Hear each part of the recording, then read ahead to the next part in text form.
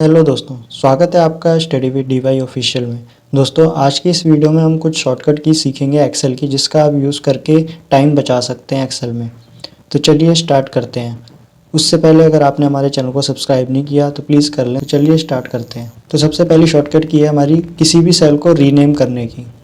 मान लीजिए मैं चाहता हूँ इस वाले सेल में जो लिखा हुआ है अल्फ़ाबेट बॉल, मैं इसको रीनेम करना चाहता हूँ। तो हम क्या करते हैं, माउस में डबल क्लिक करके ऐसे फिर रीनेम करते हैं इसको। बट हमें ऐसे नहीं करना। हम क्या करेंगे, हम एक शॉर्टकट की का यूज़ करेंगे। तो सबसे पहले हम उस सेल को सेलेक्ट कर लेंगे जिसे हमें रीनेम करना है। उसके बाद हम कीबोर्ड में प्रेस कर देंगे F2। तो F2 करते ही देखिए एडिट करने का ऑप्शन आ गया इसमें। अब आप इसको बैक स्पेस करके आप एडिट कर सकते हैं जो भी आपको सेल में लिखना है। उसके बाद हमारी जो दूसरी शॉर्टकट की है वो डाटा को सेलेक्ट करने की। मान लीजिए मुझे इस पूरे डाटा को सेलेक्ट करना है। बेसिकली हम क्या करते हैं, हम ऐसे यहाँ पे माउस से इसको सेलेक्ट करके फिर ऐसे नीचे तक इसको ऐसे लाते हैं। बट हमें ऐसे नहीं करना। हम क्या करेंगे, किसी भी एक सेल पे ऐसे क्लिक कर देंगे। उसके बाद कीबोर्ड में प्रेस करेंगे Ctrl+A। तो देखिए डाटा पूरा सेलेक्ट हो गया है। तो हमारी जो अगली शॉर्टकट की है, अगर आपको डाटा में बॉर्डर लगाना है, मान लीजिए मुझे इस पूरे डाटा में बॉर्डर लगाना है, तो हम क्या करते हैं, सबसे पहले डाटा सेलेक्ट करते हैं। उसके बाद यहाँ पे जाते हैं, फिर यहाँ पे हम ऑल बॉर्डर सेलेक्ट करते हैं। तो हमें ऐसे नहीं करना। हम क्या करेंगे, शॉर्टकट की प्रेस करेंगे जिससे पूरे डाटा में बॉर्डर लग जाएगा।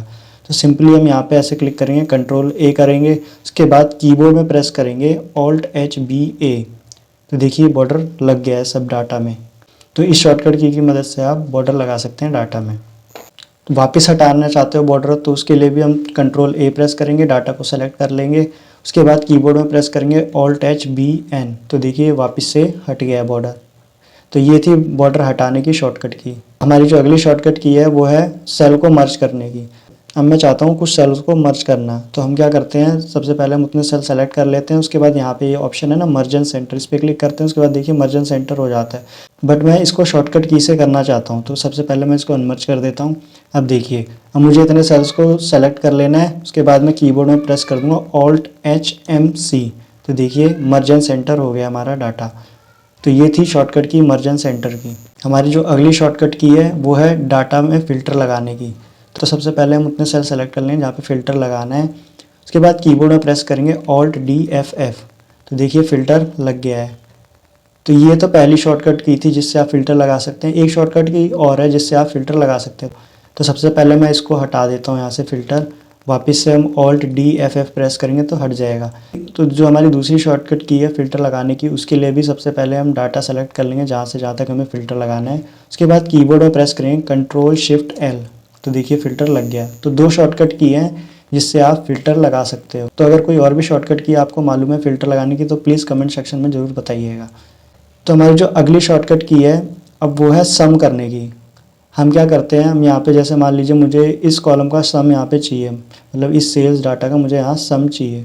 हम क्या करते हैं, फॉर्मूला लगाते हैं इक्वल सम। उसके बाद यहाँ से यहाँ तक हम सेलेक्ट करते हैं। तो हमें ऐसे नहीं करना। तो हम एक शॉर्टकट की का यूज़ करेंगे जिससे आप सम निकाल सकते हैं। अब मुझे इनका सम निकालना है, तो सबसे पहले हम वो सेल सेलेक्ट कर लेंगे जहाँ पे हमें सम करना है। तो मेरे को यहाँ पे सम करना है, तो मैंने ये सेल सेलेक्ट कर लिया। उसके बाद कीबोर्ड में प्रेस करेंगे ऑल्ट के साथ इक्वल।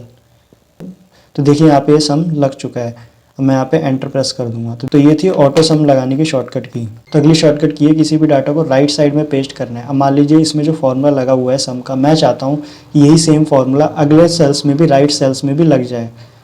तो उसके लिए हम राइट सेल तक ऐसे सेलेक्ट कर लेंगे। उसके बाद कीबोर्ड में प्रेस करेंगे कंट्रोल के साथ R। तो देखिए राइट साइड वाले सेल्स में भी सेम फॉर्मूला लग गया है। तो ये जो शॉर्टकट की थी वो राइट साइड में डाटा को पेस्ट करने की थी। तो हमारी जो अगली शॉर्टकट की है वो है किसी भी रो या कॉलम को हाइड करने के लिए। मान लीजिए मैं कॉलम नंबर C को हाइड करना चाहता हूँ। अब मैं इसी कॉलम में किसी भी सेल पे ऐसे क्लिक कर दूंगा। उसके बाद कीबोर्ड में प्रेस करूँगा कंट्रोल के साथ 0।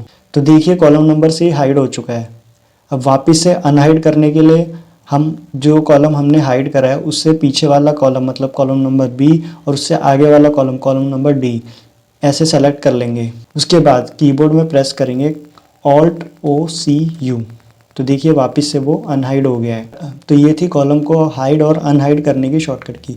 तो हमारी जो अगली शॉर्टकट की है वो है रो को हाइड करने की। मान लीजिए मुझे रो नंबर 6 को हाइड करना है, तो मैं इसी रो नंबर 6 में किसी भी सेल पे ऐसे क्लिक कर दूंगा। उसके बाद कीबोर्ड में प्रेस कर दूंगा कंट्रोल के साथ 9। तो देखिए रो नंबर 6 हाइड हो गई है। अब मैं चाहता हूँ वापस लाना। तो उसके लिए तो जिस रो को हमने हाइड करा है, मान लीजिए हमने रो नंबर 6 को हाइड करा है, तो उससे पहले वाला रो जो कि है रो नंबर 5 और उससे अगला रो जो कि है 7, ऐसे सेलेक्ट कर लेंगे। मतलब किसी भी सेल पे, ज़रूरी नहीं है यहीं पे सेलेक्ट करो आप, किसी भी सेल पे बस उससे पीछे वाला और आगे वाला सेलेक्ट कर लेना जिसको हमने हाइड करा है। तो मैंने रो नंबर 6 को हाइड करा, तो मैं उससे पहले वाला 5 को और 7 को ऐसे सेलेक्ट कर लूँगा।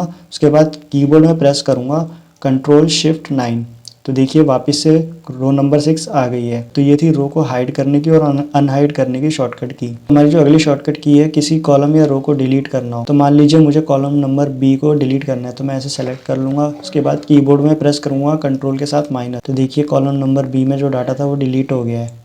अब मैं चाहता हूँ कि रो को भी डिलीट करना, तो रो को भी ऐसे ही आप सेम शॉर्टकट की से डिलीट कर सकते हो। तो जैसे मेरे को रो नंबर 4 डिलीट करना है, तो मैं ऐसे सेलेक्ट करके Ctrl- प्रेस करूँगा, तो रो भी सेम शॉर्टकट की से डिलीट हो जाएगी। तो मैं वापस ले आता हूँ Ctrl+Z प्रेस करके, रो और कॉलम जो हमने डिलीट करी थी, तो ये वापस आ गई है। तो हमारी जो अगली शॉर्टकट की है, रो और कॉलम ऐड करना। अब मैं चाहता हूँ कि कॉलम नंबर बी के आगे एक कॉलम ऐड हो जाए, तो मैं कॉलम नंबर बी को ऐसे सेलेक्ट कर लूँगा। उसके बाद कीबोर्ड में प्रेस करूँगा कंट्रोल के साथ 5, तो देखिए कॉलम नंबर बी सेलेक्ट करा था, तो उसके आगे देखिए कॉलम नंबर ऐड हो गया है। अब वापस से डिलीट करना चाहते हो तो वही Ctrl- प्रेस कर देंगे, तो कॉलम डिलीट हो जाएगा।